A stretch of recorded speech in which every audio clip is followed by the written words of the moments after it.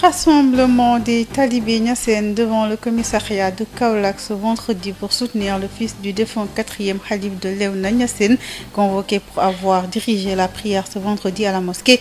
Mohamed Niass a été finalement libéré vers 18h par la police qui poursuit ceux qui violent l'interdiction faite sur le transport interurbain. La zone de traque, c'est à la frontière entre Sébikotane et Keur Mousse. Les forces de l'ordre interviennent pour faire respecter les mesures préventives contre le Covid-19 à Kaolack. Sur 166 personnes en confinement, 13 ont été libérées.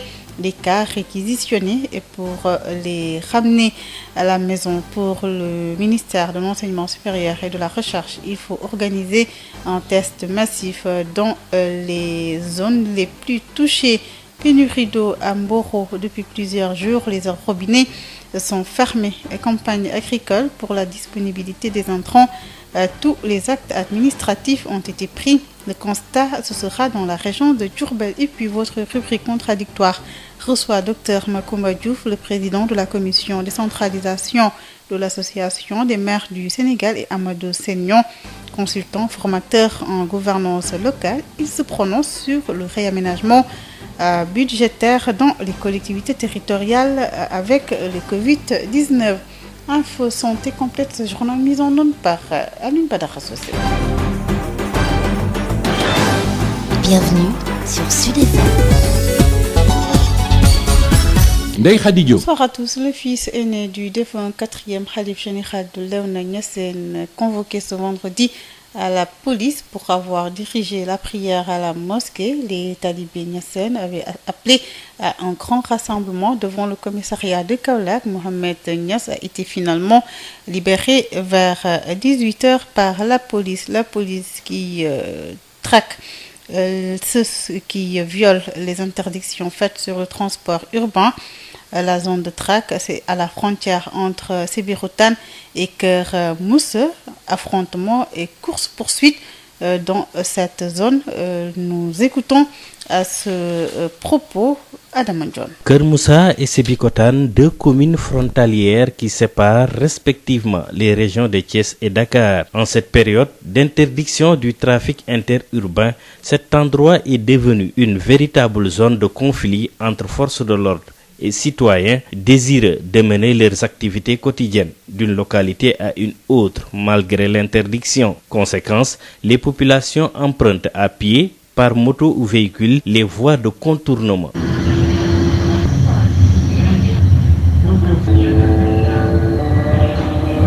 Tantôt, c'est des accrochages avec les gendarmes et des courses-poursuites assorties d'amendes à payer à la brigade de Sébikotane. Une véritable souffrance pour ces populations.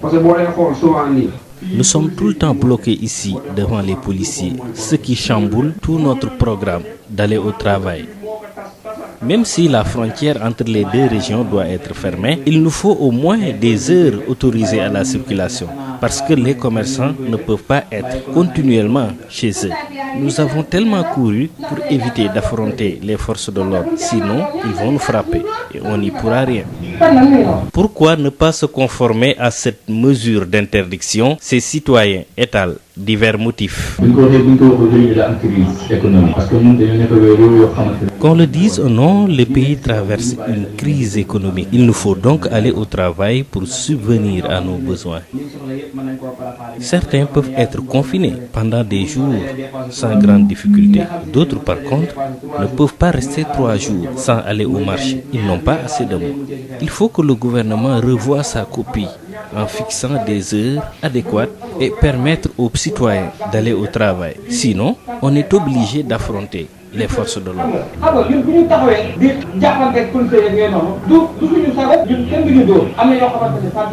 Une situation qui a déjà bouleversé le quotidien de beaucoup de citoyens qui demandent aux responsables des deux communes de Sébikotane et de Keur Moussa de trouver des solutions afin de les permettre de vaquer à leurs occupations comme en temps normal.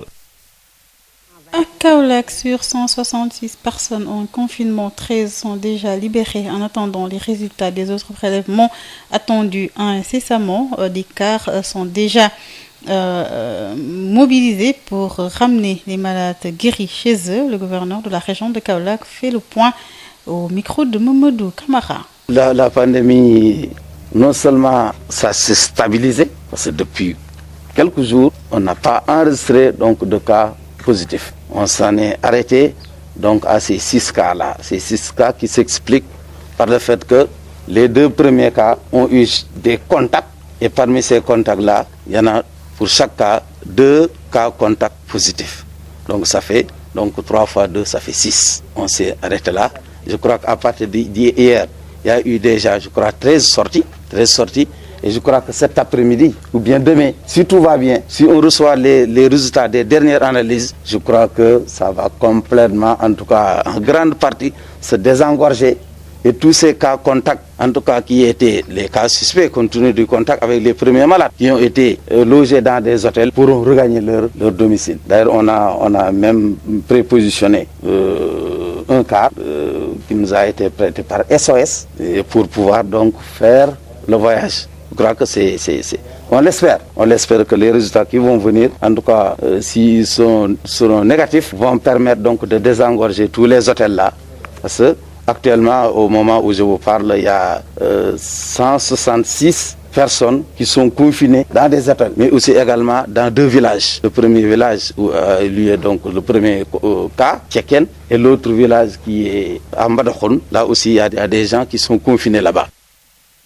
Nous étions avec Aline Badar Mbeng, le gouverneur de la région de Kaolack. Ce vendredi d'ailleurs, le comité régional de gestion des épidémies s'est rendu au port de Kaolack pour sensibiliser le capitaine et ses collaborateurs sur les mesures préventives contre le Covid-19, dont le Saloum, où le comité a proposé l'ouverture d'une unité de prise en charge au niveau du Centre national de réinsertion sociale, Sing Sing. Ce centre pourra accueillir les cas asymptomatiques. Correspondance Mamadou Camara. Pour être en phase avec la nouvelle orientation de l'État, afin de prendre en charge les cas ne présentant aucun symptôme, le comité régional de gestion de la pandémie appelé Covid-19 prend les devants et propose le centre de réinsertion sociale de Sing Sing. Aline Badar Mbeng est le gouverneur de la région de Kaolack. C'est dans le cadre de la prévention, mais également de l'anticipation pour d'éventuels besoins de loger ici des cas ne présentant aucun symptôme pour désengorger un peu les hôpitaux. C'est le but visé. Donc c'est entre dans le cadre de la nouvelle réorientation du gouvernement concernant la gestion de cette pandémie. Ce centre-là, c'est le Centre national de réinsertion sociale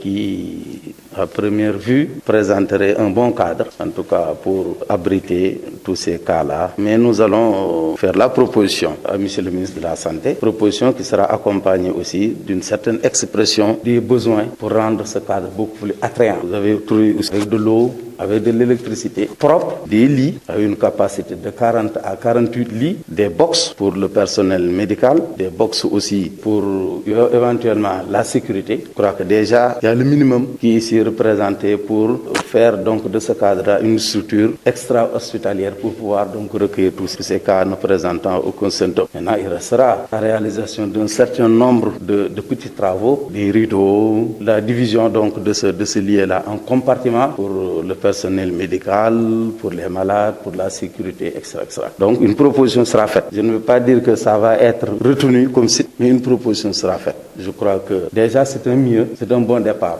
En attendant aussi d'aller visiter d'autres sites pour dire que, en tout cas, la région, comme d'habitude, sera prête. Pourquoi nous avons anticipé pour suivre le plus rapidement possible cette nouvelle réorientation et nous y adapter.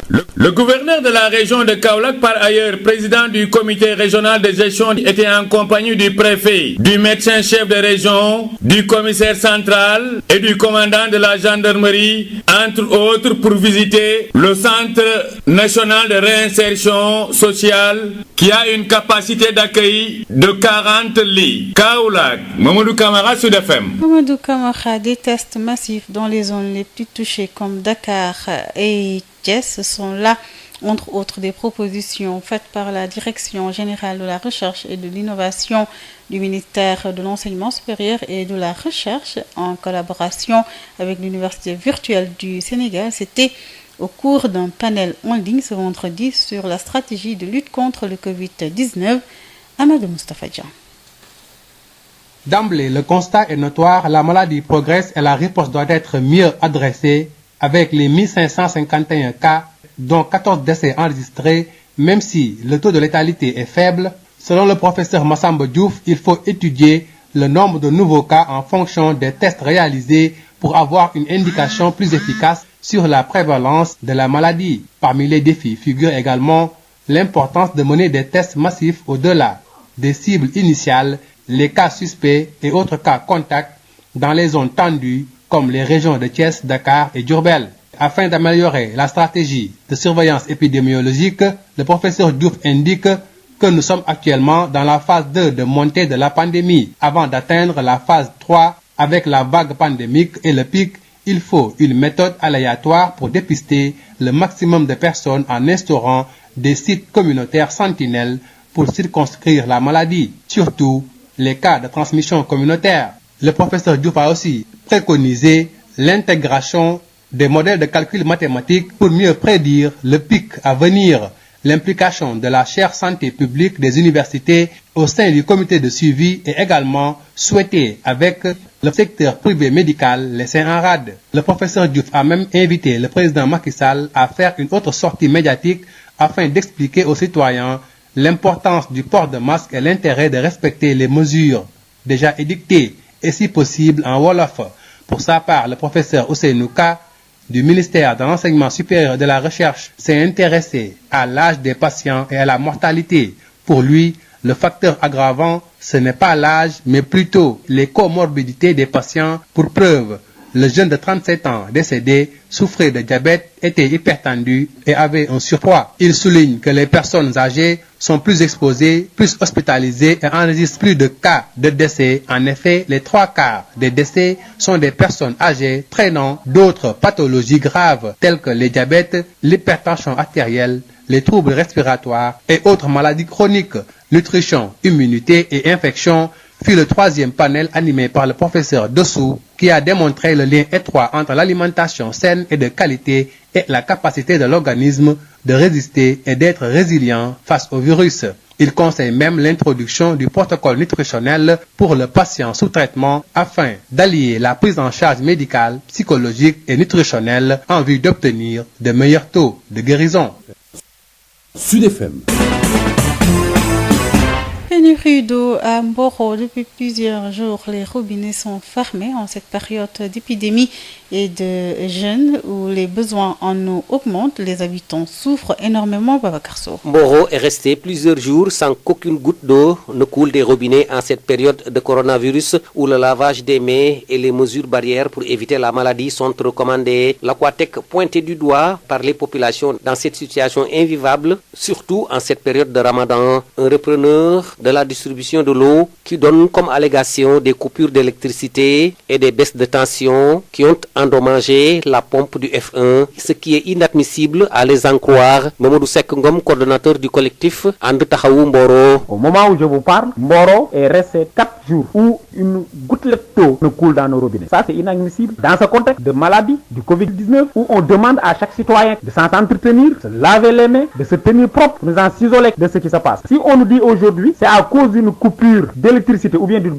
baisse de tension qui a endommagé la pompe du F1, c'est inadmissible. Voilà que nous restons 4 jours aujourd'hui complètement coupés donc de l'eau et nos amis d'Aquatec continuent à se vaguer tranquillement à leurs occupations sans la moindre donc souci. Des populations qui demandent à ce repreneur de revenir à de meilleurs sentiments pour leur fournir le liquide précieux. Une société coutumière des faits, selon Mamadou Seck Ngom, coordonnateur du collectif And Taxawu Mboro. C'est pourquoi aujourd'hui, mais je demande donc aux autorités déconcentrées de l'État, en l'occurrence le préfet, le sous-préfet, de demander à Aquatec à revenir à de meilleurs sentiments. De dire à Aquatec qu'il a donc une mission qui est très vitale, c'est-à-dire de servir les populations de Mboro de l'eau en qualité, en quantité et en temps réel. Aquatec ne cesse de faire plonger les populations de Mboro dans cette situation. Souvenez bien, la Tabaski passée, en pleine Tabaski, en milieu de la journée, Aquatec est revenu, il ne trouve rien comme devenir à servir aux populations de Mboro que de le priver de quand même de l'eau. Ça c'est inadmissible. C'est pourquoi aujourd'hui, vraiment donc on est très peiné. Les populations de Mboro sont trop passives, vraiment trop c'est trop. Tivaouane, Babacar Sow pour Sud FM. Préparatifs de la campagne agricole dans un contexte d'épidémie, tous les actes administratifs ont été pris pour la mise en place des intrants agricoles. Correspondance à Adama Ndiaye. Le processus de mise en place des intrants agricoles est en cours au niveau de la région de Diourbel.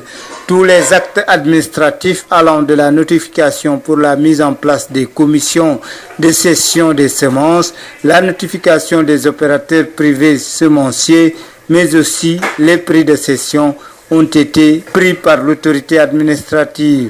Pierre Diouf est le directeur régional du développement rural de Diourbel. Oubliez que nous sommes au début du mois de mai et déjà beaucoup d'avancées ont été faites. La première avancée, c'est la notification qui permet de constituer les commissions. Cette lettre circulaire est déjà là pour faire les commissions. Si la semence est là, il y a des gens qui vont réceptionner. La deuxième, c'est qu'il fallait que les gens connaissent les prix des intrants. C'est quelque chose de déjà disponible. Et la troisième chose, c'est de faire les notifications des opérateurs pour dire à telle personne, tu dois me constituer tel stock, à telle personne, tu dois me déposer tant de tonnes dans telle commune. Nous sommes dans ce processus. Une bonne partie des semences certifiées qui ont été notifiées pour que les gens aillent déposer dans ces points. Les opérations de cession de graines coïncident cette année avec la pandémie du Covid-19. Pour le directeur régional du développement rural, les prix de cession des intrants agricoles ont connu une légère baisse. Les subventions varient entre 57 et 37%. Quand on prend l'arachide, le prix c'est 165. Pour les semences de niveau inférieur, R2, écrémé 165. R3 et R2, c'est 175. Les niveaux supérieurs, c'est-à-dire R1 et base, R1 c'est 210 et base c'est 255. Donc c'est de portée, c'est par rapport à l'année passée, c'est légèrement inférieur. Pour l'arachide, c'est la même chose. Se conserve. Les espèces diverses, c'est un prix presque maintenu à 200 francs. Les notifications des semences d'arachide ont déjà dépassé à la date du 8 mai les 1300 tonnes. En attendant de connaître les autres notifications, Diourbel Sud FM, Adama Ndiaye. La brigade régionale de lutte contre les stupéfiants de Kaolack a saisi 213 kg de chanvre indien à hauteur de Sagne Bambara.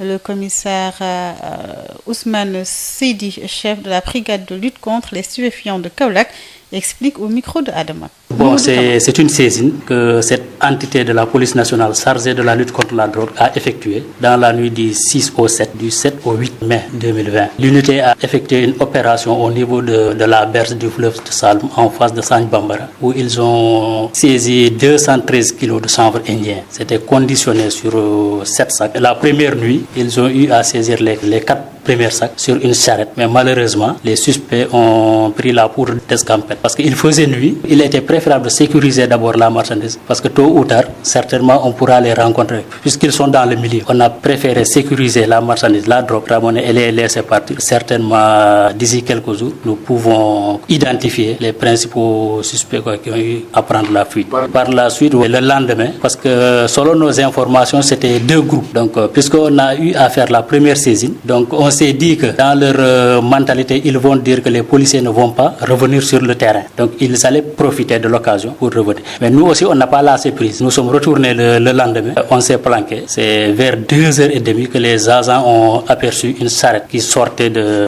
la place. Bon, c'est du chanvre indien qu'on appelle la variété Fogni. C'est elle qui est cultivée en Casamance. C'est 213 kg.